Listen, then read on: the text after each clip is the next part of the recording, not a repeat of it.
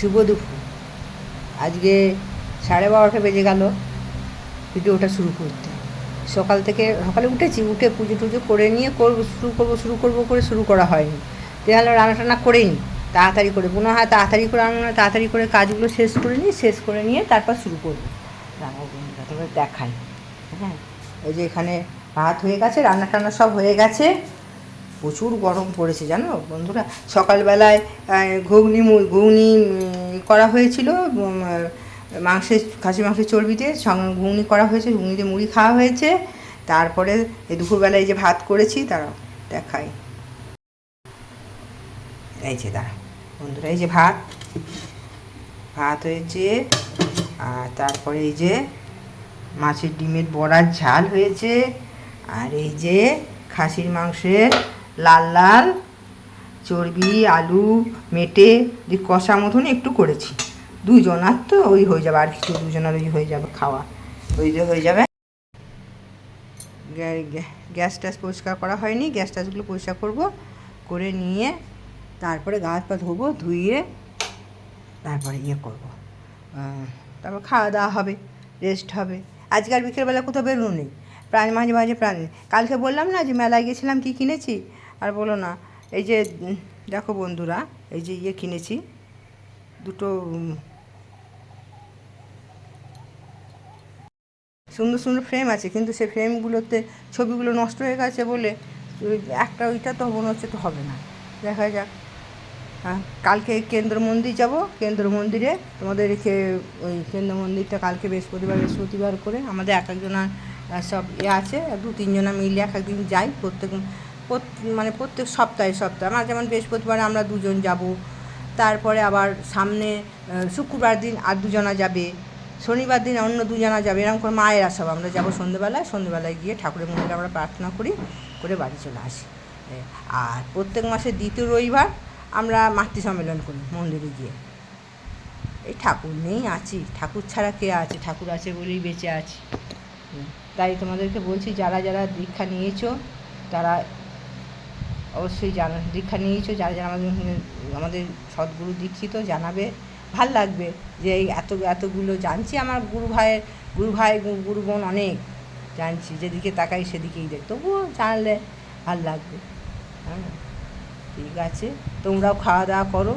আজকে জগন্নাথ দেবের স্নানযাত্রা, খুব ভালো দিন, সবাই ভালো থেকো, সাথে থেকো। আবার আসছি পরে। হাই বন্ধুরা, আবার এসে গেছি। এখন সন্ধ্যে 7:30 উপর হয়ে গেছে।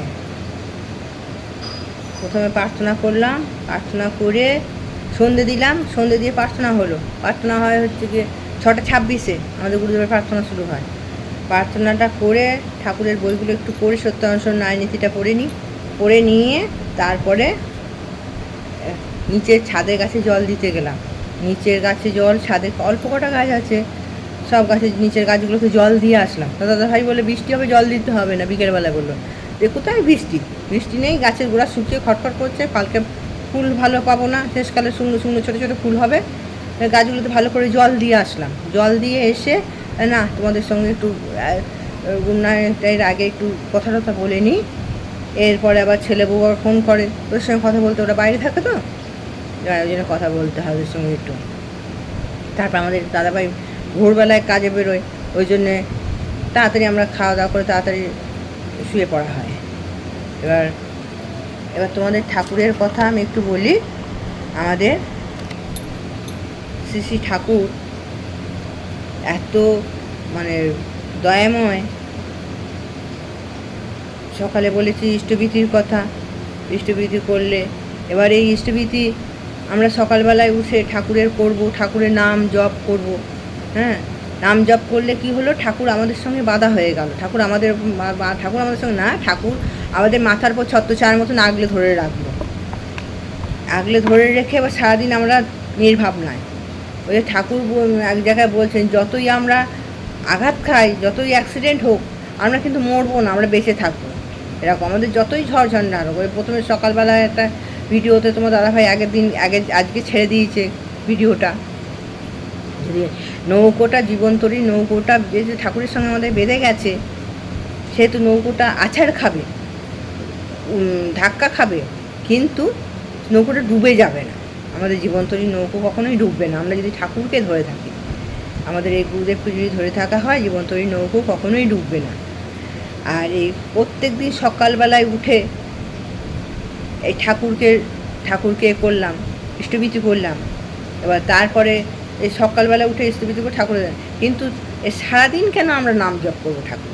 এই সারাদিন নাম জপ করার কথা হচ্ছে গিয়ে, সারাদিন ঠাকুরের নামটা চলাফেরায় ঠাকুর নাম জপ করতে বলেছেন। যত পারিস নাম জপ কর, মানে নাম ঠাকুরের বীজ মন্ত্র জপ করলে অসাধ্য সাধন হয়ে যায়। এই সারাদিন আমরা কেন জপ করবো? সারাদিন জপ করার কারণ হচ্ছে সারাদিন আমার ঠাকুরকে প্রয়োজন। তারপরে এই যে আমরা ঠাকুরকে যদি নাম জপটা না করতে পারি, আমরা হয়তো অনেক সময় ভুলে যাই, তাহলে ঠাকুর আমাদের আচার্যদেব, বর্তমান আচার্যদেব বলেছেন, যদি মনে করছো তোমরা ভুলে যাচ্ছ, হচ্ছে না, সকালবেলা দিয়ে শুরু করো, একটু একটু সারাদিনে 24 ঘন্টার মধ্যে 5 মিনিট তোমরা শুরু করে এবার তারপরে সারাদিন আমরা ঠাকুরকে সঙ্গে নিয়ে কীভাবে চলবো? আমরা ঠাকুরের সঙ্গে নিয়ে আমরা হয়তো সকালে আমরা চা খেতে যাচ্ছি, মানে ঠাকুরকে আমরা পরিবারের একজন ভাববো। ঠাকুর বলছে, ঠাকুর আমাকে তোরা পরিবারের একজন ভাব, তাহলেই তোদের হবে। এবার আমরা যখন কোথাও যাই, বাবা মাকে যেরকম বলে যাই, সেমনি ঠাকুরকে প্রণাম করে ঠাকুরকে বলে গেলাম। এসে আবার বাবা মাকে যেরকম জিনিসপত্র দেখাই, বাবা মা থাকলে বাড়িতে, যেমন বাড়ির আরও 5 সদস্য বা ঠাকুরের বাড়ির যেহেতু সদস্য ভাবছি, সেহেতু তাদেরকে যখন দেখাচ্ছি, তাদেরকে যখন জিনিসের দামটা বলছি, ঠাকুরকেও বলবো। এইভাবেই ঠাকুরকে। আর সারাদিন আমরা নাম জপ করতে পারলে তো খুবই ভালো। সারাদিন না, ঠাকুরকে সারাদিনই আমাদের দরকার। এইভাবে ঠাকুরকে আমরা মেনে চলতে পারি। আর ঠাকুরের কথা বলার জন্যে বর্তমান আচার্যদেব বলেছেন, প্রত্যেক সৎসঙ্গের এই যে কেন্দ্র মন্দিরে যত সব যা দীক্ষিত আছে, তারা অনেকেই মায়েরা আছে, ঠাকুরের কথা বলতে গেলে বলতে পারে। জানি না তোমাদের কোন কোন মায়েদের কাছে আমার এই কথা পৌঁছচ্ছে। এবার তারা মাতৃ সম্মেলনে যাও কি না, যাবে, তাদের নিশ্চয়ই তাদের কাছাকাছি কেউ না কেউ শ্রাবণ মাসে বেরোয়, কেউ না কেউ তাদের সঙ্গে যাবে। বলতে না পারলে এই ঠাকুরের সত্যানুসরণ গ্রন্থ, আচার্যদেব বলছেন সত্যানুসরণ গ্রন্থ পড়তে। সত্যানুসরণটা রোজ একটু একটু করে, একটা স্তবক, বেশি না, একটা। যদি তোমরা না পড়তে পারো, তোমাদের বাড়ির আশেপাশে যে আছে, তোমার ছেলে মেয়ে যে পড়তে জানে, তাকে দিয়ে পড়া করে কথাটা শুনতে সেই কথাটা নিয়ে আমরা তো কত কথা, একটা কথা নিয়ে কত কথা বলতে পারি, কতটা না, সেই ঠাকুরের সেই কথাটা নিয়ে আমরা বলতে পারি। এইভাবে আমরা ঠাকুরের কথা বলতে শিখতে পারি। বা কিছুদিন আগে বর্তমান অবিন্দার টিম আমাদের পুরো পশ্চিমবাংলায় সমস্ত কেন্দ্র মন্দিরে এসে তারা আমাদের ডিপি ওয়ার্কের কথা বলে গেছে। তারা বলেছেন যে কিভাবে আমাদের ডিপি ওয়ার্ককে আমরা তাদের সম্বন্ধে জানতে পারবো, মানে কি, তাদের কোনো অসুবিধা হলে তাদের কাছে জানবো যে কী এসে অসুবিধা, কীভাবে সলিউশন করবো, এইভাবে তার ডিপি ওয়ার্কের কথা বলে গেছে। আর ডিপি ওয়ার্ক করলে বর্তমান যুব সমাজের কত উন্নত। এই যে আচার্যদেব অবিন্দা শুরু করেছেন ডিপি ওয়ার্ক করলে একটা বর্তমানে মায়েরা আমরা করছি, কিন্তু আমরা মায়েরাও তো জানি না কারোর সঙ্গে অনেক সংকোচ বোধ আমাদের থাকে কারোর বাড়ি গিয়ে কথা বলতে গেলে। কিন্তু যারা যাচ্ছে ডিপি ওয়ার্ক করতে, তাদের সঙ্গে যদি আমরা যাই, তাদের সঙ্গে কথা বলতে হতে এক কথা শিখবো, শুনেও আমাদের অনেক শিক্ষা হবে। এই যে বর্তমান যুব সমাজ, তারা জানে না ভালো করে কথা বলতে মানুষের সঙ্গে, অনেক সময় বাজে কথা তাদের সবসময় মুখ দিয়ে বেরিয়ে চলে আসে। এবার এই ডিপ ওয়ার্ক করতে গেলে তাদের যদি বাজে কথা মুখেও আসে, আস্তে আস্তে তারা নিজেরাই সাবধান হয়ে যাবে। তাই তো ঠাকুর আমাদের আছেন, তুমি যদি খারাপ পথে চলে যাও, ওই জন্য তখন আগের ভিডিওতে আমি বলেছি, খারাপ পথেও চলে যাও, ঠাকুর ঠিক ঠক্কর দিয়ে তোমার সামনের পথে নিয়ে চলে আসবে। ডিপ ওয়ার্কের কথা, তারপরে ওটা আর একটা কী বলতে গেলাম, এই ডিপ ওয়ার্কের যাওয়ার কথা, এই ঠাকুরের কথা বলা, এই যে মাতৃ সম্মেলনে গিয়ে সপ্তাহে যদি তোমরা মায়েরা একদিনও যাও, কিংবা মাসে একদিনও যাও, এমনি করতে করতে দেখবে আস্তে আস্তে টান আননি তৈরি হয়ে যাবে। ওই যে বলে না, সৎসঙ্গে স্বর্গবাস, অসৎসঙ্গে নরকবাস। এই যে একটা যদি ভালো সঙ্গ পাওয়া যায়, এই যে আমি যখন দীক্ষা নিয়েছি, তারপরে আমরা দুজন তো স্বামী স্ত্রী বাড়িতে একা থাকি। এবার আমার পাশের মায়েরা তারা বলল চলো আমাদের সঙ্গে। প্রথম প্রথম ওই 1 দিন 2 দিনই গেছি। তারপরে আস্তে আস্তে সামনে গেল বছর শ্রাবণ মাসের মধ্যে বোধহয় 20 দিন গেছি।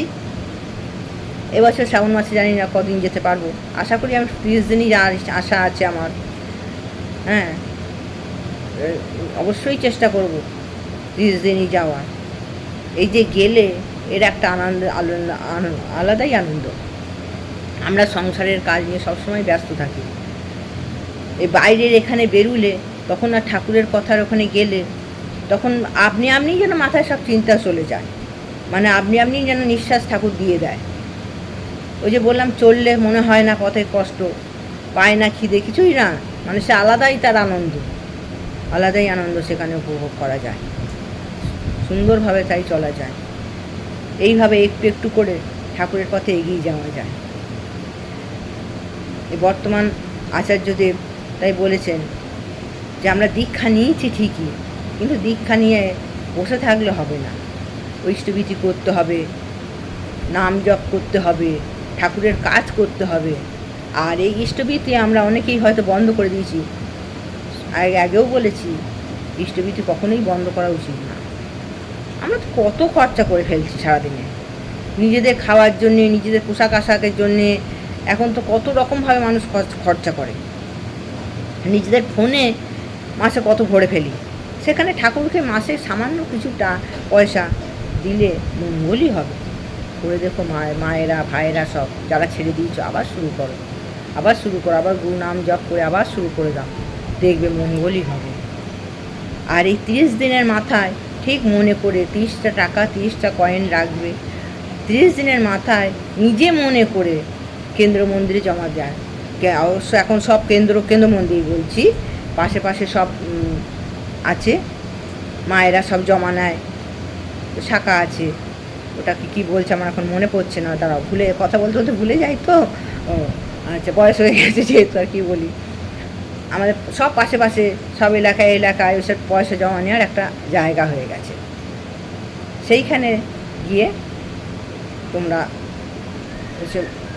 তারা মেসেজ দেবে, তারা বলে দেবে, কত সুযোগ দিয়েছে ঠাকুর। হ্যাঁ, সেইখানে গিয়ে তুমি পয়সা 30 দিনের পয়সাটা তাকে সেখানে দিয়ে আসতাম। 30 দিনকে আমরা যখন মনে করে কোথাও বাজারে গেলে নিজের বাড়ির জন্য খাবার আনছি, সন্তানের জন্য খাবার আনছি, ঠাকুরও তো আমাদের কাছে কিছু আশা করে থাকেন। তার বিনিময়ে তোমরা অনেক উপকার পাবে, দেখবে। আমি আমার জীবন দিয়ে বুঝেছি। তাই বলি, যারা ইষ্টভীতি বন্ধ করেছো আবার চালু করে দাও যত সম্ভব তাড়াতাড়ি। এই ইষ্টভীতি চালু করলে খুবই মঙ্গল হবে। সবাই মঙ্গলে থেকো, ভালো থেকো, ঠাকুরের পথে থাকো, এই বলে এখন আমি আমার ভিডিওটা শেষ করছি। রাত্রি জানি না, মনে হয় আর কথা হবে কি না হবে,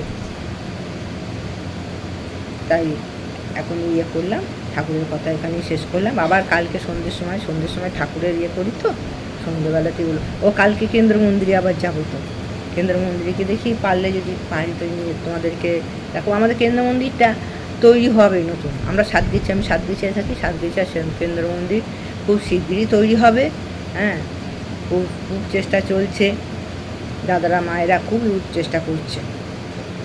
তাই বলছি, এই যে আবার বলতে শুরু করে দিচ্ছি, আবার এই যে মায়েরা আমাকে সৎসঙ্গে স্বর্গবাসনে বললাম না, তোমার যেতে বললো, সঙ্গে যে গেলাম, যে সত্যি এই যে ঠাকুরের পথে থেকে এত ভালো আছি না, এত ভালো আছি। মানুষের আজকাল কথা বলতে গেলে মানুষের কি হয়, টাকা পয়সা নিয়ে তার টাকা পয়সার চাহিদার কথা, তার টাকা পয়সা জিনিস কেনার দাবি, নয় মানুষের সঙ্গে সমালোচনা।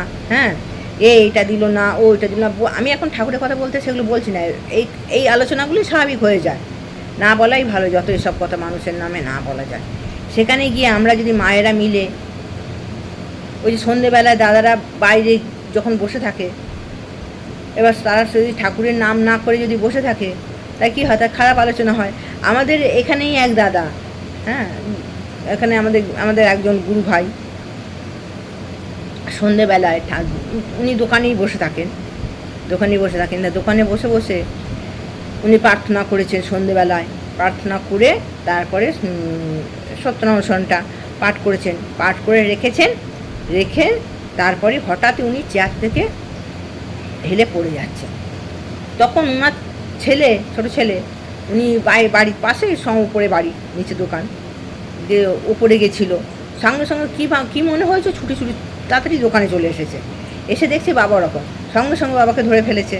তাহলে ওই যে ঠাকুরের নামটা ওই যে করেছিল, ওই জন্য ঠাকুরটাকে ছেলেটাকে পাঠিয়ে দিল, যা শিগগির আসার কথা নয়। এই ঠাকুর এইভাবেই আমাদের রক্ষা করবে। আমাদের হয়তো যত ঝড় ঝঞ্ঝাট আসবে, ঠাকুর ওপর থেকে ঠিক আমাদের ঠিক উদ্ধার করে দেবেন।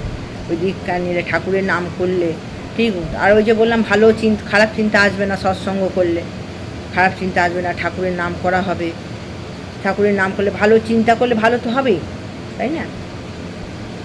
এই বলে আর বেশি আজকে হয়তো আর কথা হবে না, এখানে গুড নাইট করলাম বন্ধুরা। অবশ্যই আমি নতুন তো, আমি জানি না কতটুকু কী করতে পারছি, ভালো করারই চেষ্টা করছি।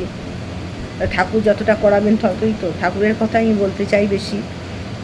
কালকে যত সকালই পারবো ভিডিওটা আবার শুরু করে দেবো।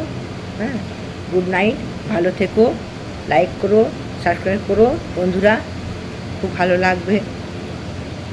আসি, টাটা, গুড নাইট।